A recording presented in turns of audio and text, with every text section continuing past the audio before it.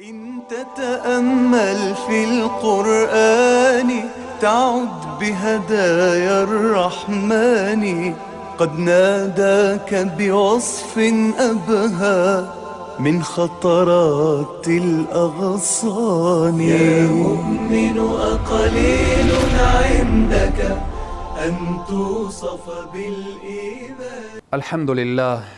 الحمد لله حمدا كثيرا طيبا مباركا فيه، والصلاة والسلام على رسوله محمد وعلى آله وأصحابه أجمعين.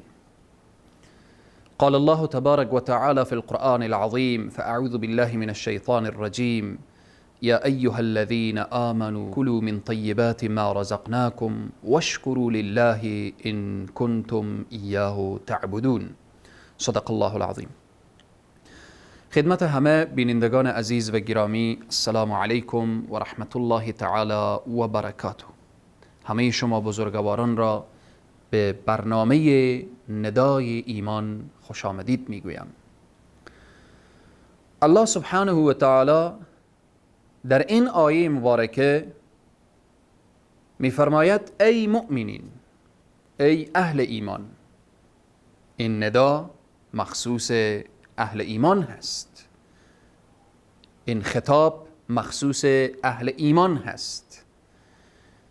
وقتی در قرآن میگیم یا ایها الذین آمنو، مخاطبش کسی هست که میگوید لا اله الا الله محمد رسول الله، یعنی من و تو مسلمان در مخاطب این قرآن قرار داریم.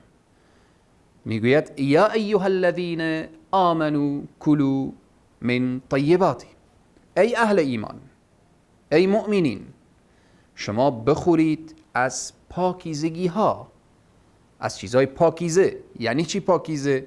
یعنی از حلال و همچنین اشیای پاکیزه‌ای که در دنیا خدای تبارک و تعالی برای شما حلال گردانیده. من طیبات ما رزقناکم، از اون چیزهایی که ما برای شما روزی کردیم. الله سبحانه و تعالی برای اهل ایمان این را میفهمانه که ای مؤمنین، ای مسلمان ها، ای اهل ایمان، شما آنچه که الله سبحانه و تعالی برای شما حلال کرده شما استفاده کنید از نعمتهای پروردگار عالم. و این تعدوا نعمت الله لا تحصوها، نعمت پروردگار را بخوایم بشماریم نمیتوانیم.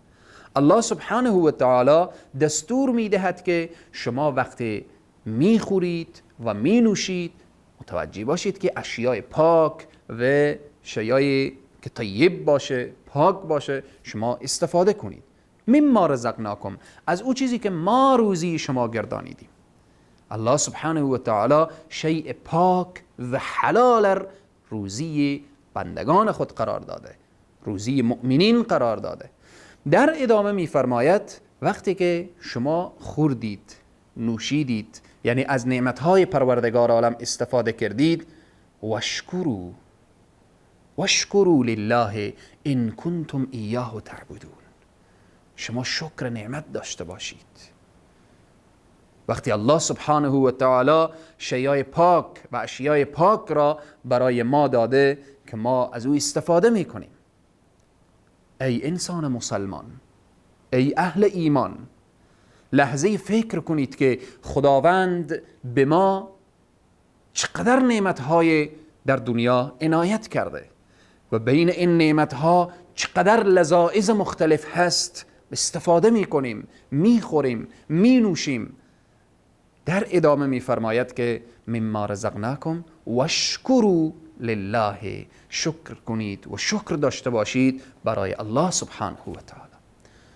صاحب این نعمت را فراموش نکنید. ان کنتم ایاه تعبدون، اگر شما در حقیقت خدا را عبادت میکنید چه کار باید کرد؟ شما باید که متوجه شکر پروردگار عالم بشوید.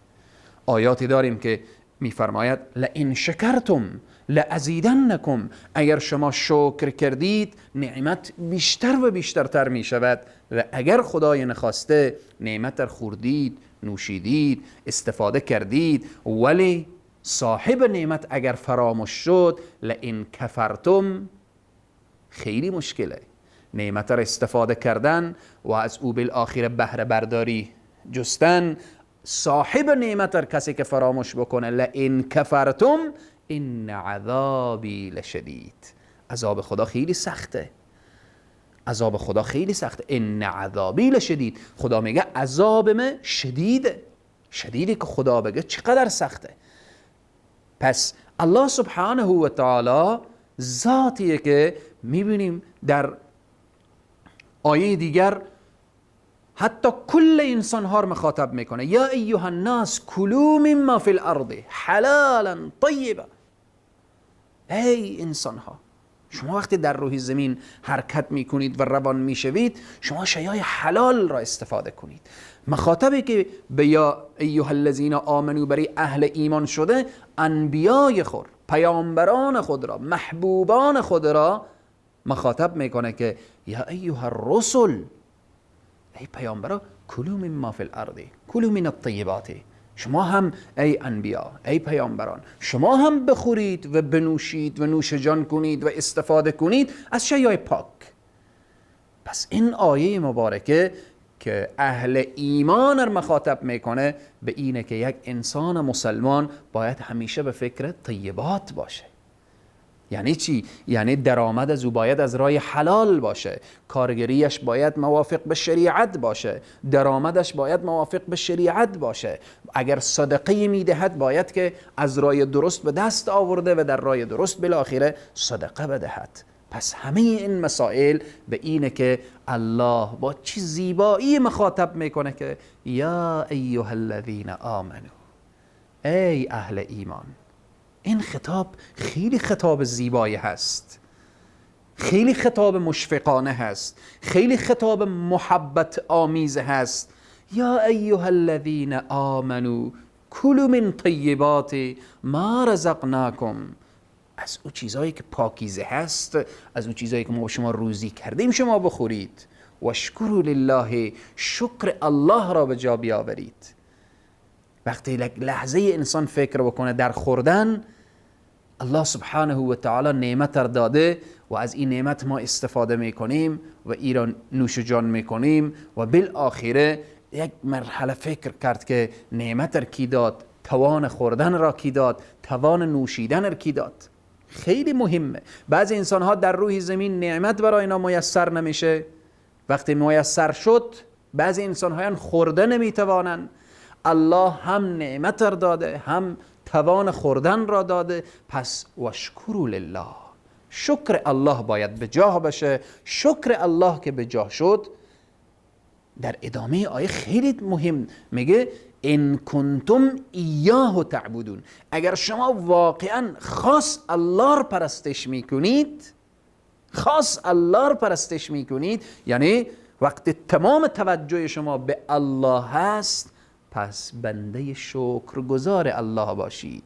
الله سبحانه و تعالی بر ما توفیق بده که ما بنده شاکر الله سبحانه و تعالی باشیم. میگه شکر نعمت نعمتت افزون کند، کفر نعمت از کفت بیرون کند.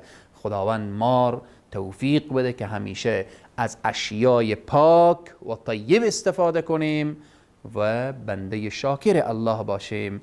خدای تبارک و تعالی بر ما توفیق بده که درست و صحیح وقتی ما قرآن مخاطب میکنه که اهل ایمان، ما در حقیقت از جمله اهل ایمان باشیم. خدا ما را از جمله اهل ایمان بگردانه. تا برنامه بعد، خدا حافظ و نگهدار همه شما خوبان و عزیزان. إن تتأمل في القرآن تعد بهدايا الرحمن قد ناداك بوصف أبهى من خطرات الأغصان. يا مؤمن أقليل عندك أن توصف بالإيمان.